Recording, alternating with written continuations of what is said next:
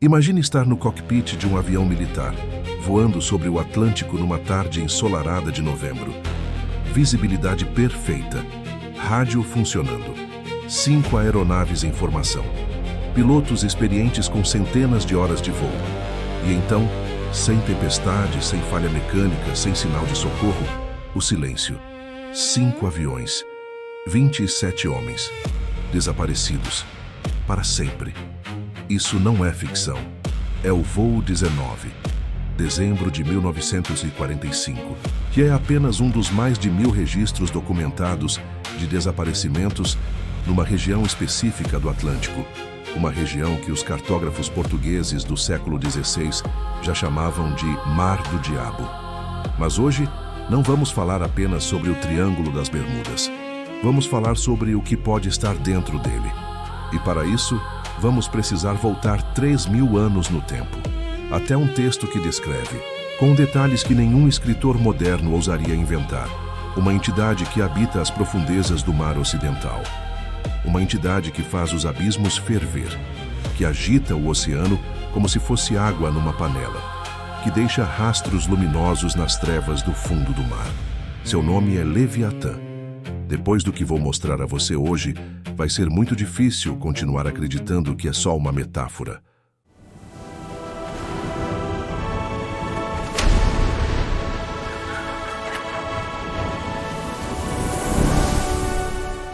O Leviatã não nasceu na Bíblia. Essa é a primeira coisa que precisamos entender. Antes de aparecer no livro de Jó, no Salmo 74 e em Isaías, a criatura já estava registrada em tábuas de argila da Mesopotâmia, civilizações que existiram 2000 anos antes de Cristo. Os acadianos a chamavam de Labu, os ugaríticos a chamavam de Lotanu, a serpente escorregadia de 7 cabeças que domina o caos das águas primordiais.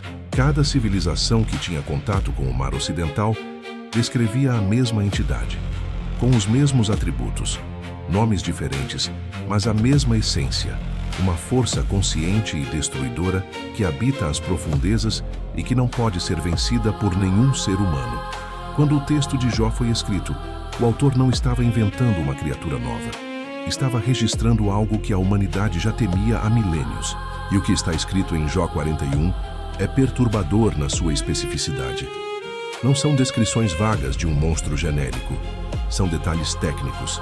Costas revestidas de escudos fundidos, sopro que aquece as brasas, olhos como as pálpebras da aurora, boca que cospe fogo e fumaça. E o detalhe que vai nos acompanhar por todo este vídeo: faz o abismo ferver como uma panela, agita o mar como um pote de ungüentos, faz o abismo ferver. Isso não é poesia, isso é uma descrição de fenômeno físico. Agora vamos para o outro lado desta história. O Triângulo das Bermudas, delimitado pelos vértices de Miami, Porto Rico e as Ilhas Bermudas, é uma das regiões mais transitadas do Atlântico. Rotas comerciais, militares e turísticas cruzam essa área diariamente desde o século XV. E os registros de desaparecimentos inexplicáveis começaram quase imediatamente. Em 1918, o USS Cyclops, um navio cargueiro da Marinha Americana com 309 pessoas a bordo, partiu de Barbados em direção a Baltimore. Condições climáticas favoráveis. Nenhum relato de problema mecânico. Nenhum sinal de socorro foi enviado. O navio simplesmente não chegou. Nunca foi encontrado. Nenhum destroço. Nenhum corpo. Nenhum objeto pessoal. Como se o oceano tivesse absorvido 309 vidas sem deixar evidência de que algum dia existiram. Em 1945, o Voo 19, os 5 bombardeiros que mencionei na abertura. O líder da esquadra, Tenente Charles Taylor, um piloto veterano, transmitiu pelo rádio: "Não sabemos onde estamos, o oceano não parece certo." A aeronave de resgate enviada para encontrá-los também desapareceu. 13 homens adicionais, também sem rastro. Em 1948, o avião Star Tiger desapareceu com 31 pessoas. Em 1949, o Star Ariel com 20. Em 1963, o SS Marine Sulphur Queen com 39 tripulantes. Cada caso com as mesmas características. sem sinal de socorro, sem destroços significativos, sem explicação técnica satisfatória. O que une esses casos não é apenas o desaparecimento, é o silêncio que antecede e a total ausência de rastro que se segue. Para entender o que pode estar acontecendo no Triângulo das Bermudas, precisamos olhar para o que está abaixo da superfície. E o que está lá embaixo é extraordinário. A região abriga a Fossa de Milwaukee, um dos pontos mais profundos do Atlântico, 9.200 metros de profundidade. Para ter uma referência, se você colocasse o Monte Everest dentro dessa fossa, ainda sobraria quase 300 metros de água acima do pico, quase completamente inexplorada. Pressões que destroem qualquer equipamento que tentamos enviar. Um mundo que a humanidade ainda não viu. Além da profundidade extrema, a região apresenta anomalias geomagnéticas documentadas. Bússolas se comportam de forma irregular. GPS apresenta falhas inexplicáveis. Pilotos relatam desorientação espacial abrupta, o fenômeno que eles descrevem como o horizonte desaparecendo, onde céu e mar se tornam indistinguíveis. Em 2019, pesquisadores identificaram enormes estruturas hexagonais de nuvens sobre a região, um padrão meteorológico raramente observado, associado a explosões de ar descendente que podem gerar ventos de mais de 270 km por hora sem aviso prévio, suficientemente poderoso para afundar navios em segundos. Mas há algo mais. Sonares militares detectaram em múltiplas ocasiões objetos de tamanho colossal se movendo nas profundezas da região. Objetos que não correspondem a nenhuma embarcação registrada se movem em velocidades impossíveis para qualquer tecnologia conhecida e desaparecem dos radares tão abruptamente quanto aparecem. Esses registros existem, estão arquivados e raramente são discutidos publicamente. Agora vamos aproximar os dois mundos e peço que você preste muita atenção. Jó 41:31 diz que o Leviatã faz o abismo ferver como uma panela. Em 2015, pesquisadores noruegueses identificaram no fundo do mar de Barents e posteriormente em outras regiões oceânicas profundas, crateras gigantes formadas por explosões de metano, bolsões de gás presos sob o leito oceânico que explodem com força suficiente para afundar navios instantaneamente, sem deixar destroços. A água literalmente ferve de baixo para cima, um abismo que ferve. A teoria foi imediatamente aplicada ao Triângulo das Bermudas pelos pesquisadores da Universidade de Cardiff. E é uma explicação parcialmente válida. Parcialmente, porque explica navios, não explica aviões, não explica bússolas enlouquecidas, não explica os relatos de pilotos sobre o céu se fechando ao redor deles como uma parede líquida. A segunda conexão está nos registros de luz.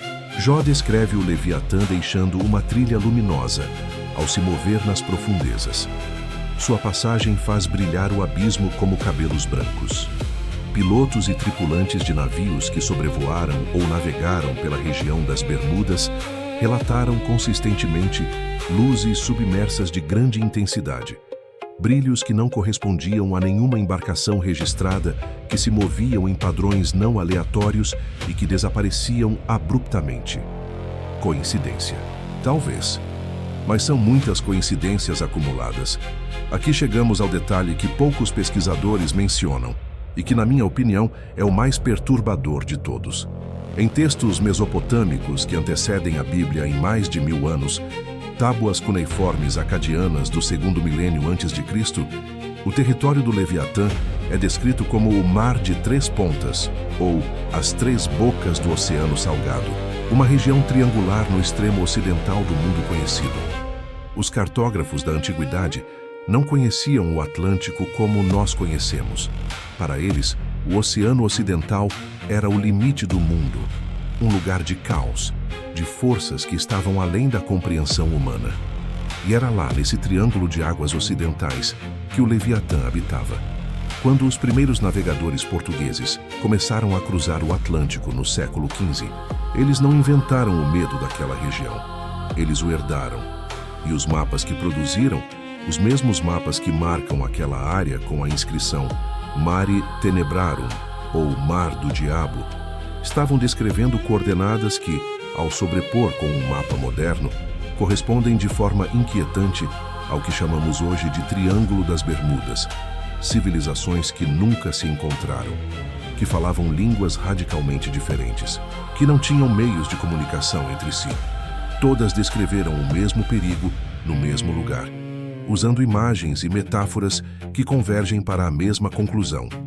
A National Oceanic and Atmospheric Administration, NOAA, declarou oficialmente que o Triângulo das Bermudas não apresenta estatística de desaparecimentos superior a qualquer outra região oceânica de tráfego equivalente. Essa declaração é citada frequentemente por céticos e é tecnicamente honesta, dentro das limitações dos dados que a NOAA utiliza. O problema é que a NOAA baseia seus dados principalmente em registros de seguradoras marítimas e relatórios de guardas costeiras. E esses sistemas têm um ponto cego enorme. Quando não há destroço, não há processo. Quando não há processo, não há registro estatístico formal. O silêncio dos desaparecimentos sem rastro é, por definição, invisível para as métricas oficiais. Pesquisadores independentes que tentaram compilar dados de diferentes fontes, diários de bordo, registros navais militares, arquivos de jornais e testemunhos de familiares, chegam a números consistentemente mais altos do que as estatísticas oficiais reconhecem. Além disso, há um fenômeno que a ciência oficial ainda não conseguiu explicar satisfatoriamente: o efeito de dissonância eletromagnética localizado. Múltiplos instrumentos independentes, em aeronaves e embarcações diferentes, apresentando falhas simultâneas e idênticas na mesma região geográfica. Isso não é atribuível à falha humana ou mecânica individual. Isso é um evento de campo, algo que está no ambiente, não no equipamento. A ciência tem ferramentas para descrever o fenômeno. Ainda não tem uma explicação para sua origem. Em 1968, o piloto e mergulhador Robert Angove localizou, a menos de 6 metros de profundidade nas águas de Bimini, dentro do triângulo, uma estrutura de pedras organizadas em padrão retilíneo que se estende por mais de 800 metros, a chamada Estrada de Bimini. Geólogos convencionais argumentam que é formação natural. Arqueólogos alternativos argumentam que é construção humana, possivelmente de uma civilização que existia quando o nível do mar era dezenas de metros mais baixo do que hoje. Se existe, ou existiu, uma civilização na região do Triângulo antes do último período glacial, há mais de 12 mil anos, então os relatos de Mar do Diabo dos navegadores antigos podem não ser apenas superstição. Podem ser memória coletiva de algo que acontecia naquele lugar muito antes de qualquer registro escrito que conhecemos.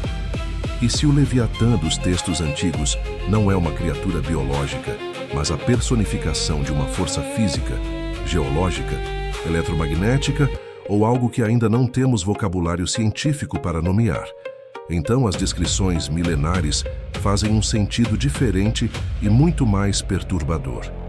Aqui está a hipótese que quero propor, não como verdade absoluta, mas como possibilidade que merece ser levada a sério.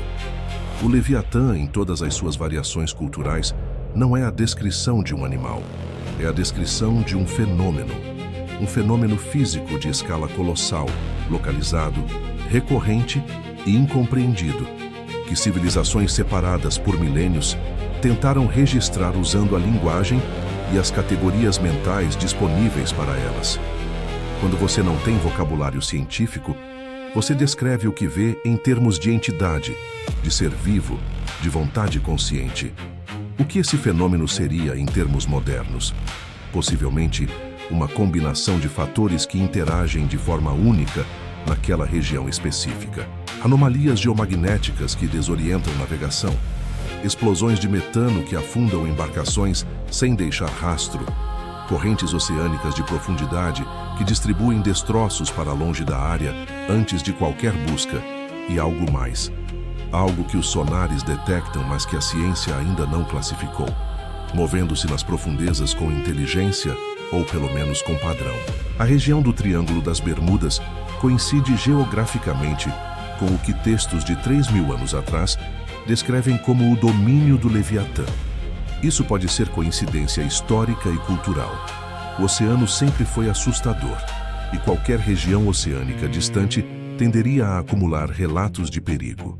Mas pode ser também que civilizações muito mais antigas do que pensamos tivessem conhecimento empírico, baseado em observação e experiência de que aquela região específica do Atlântico era genuinamente diferente e genuinamente perigosa. O oceano cobre 71% da superfície do planeta Terra. Menos de 20% foi explorado com algum nível de detalhe. As profundezas do Triângulo das Bermudas, onde a luz nunca chega, onde a pressão esmaga qualquer equipamento que enviamos, onde a temperatura flutua em padrões que ainda não compreendemos completamente, escondem um mundo que a humanidade ainda não viu. Textos escritos há 3.000 anos por povos que viviam no Mediterrâneo, que nunca cruzaram o Atlântico, descrevem com precisão perturbadora características físicas de um fenômeno que a oceanografia moderna ainda não conseguiu explicar completamente. Essa convergência pode ser casualidade. Pode ser que o ser humano sempre projeta seus medos no oceano desconhecido e que as similaridades são superficiais. Mas pode ser também que algumas verdades sobrevivem ao tempo porque são verdades, que o Leviatã e o Triângulo das Bermudas são nomes diferentes, separados por 3 milênios e por culturas radicalmente distintas, para a mesma realidade ainda não compreendida. Que o oceano guarda algo que ainda não temos linguagem para descrever. E que quando finalmente descermos fundo o suficiente para ver o que está lá, vamos entender por que tantos povos, em tantas épocas, sentiram a necessidade de dar um nome ao que habita as profundezas. Você está olhando para o oceano da mesma forma que estava antes deste vídeo? Se chegou até aqui, você é exatamente o tipo de pessoa que este canal existe para encontrar. Alguém que não aceita a primeira explicação. Alguém que pergunta o que está por baixo da superfície, literal e metaforicamente. Me diz nos comentários. Para você, o Leviatã e o Triângulo das Bermudas são a mesma história contada em épocas diferentes? Ou existe uma outra explicação, científica, espiritual ou algo completamente diferente, que faz mais sentido? Eu leio todos os comentários, todos. Se esse vídeo abriu algo na sua cabeça, compartilha com aquela pessoa que acha que já sabe tudo sobre o Triângulo das Bermudas. Garanto que ela não sabe disso. E se inscreve no canal, ativa o sininho, porque o próximo mistério é ainda mais fundo. E desta vez, vamos ao fundo de verdade. Você já havia ouvido falar nessa história? Seu conhecimento é muito importante para nós. Deixe sua opinião nos comentários. Inscreva-se e ative o sininho para não perder nenhuma história absurda.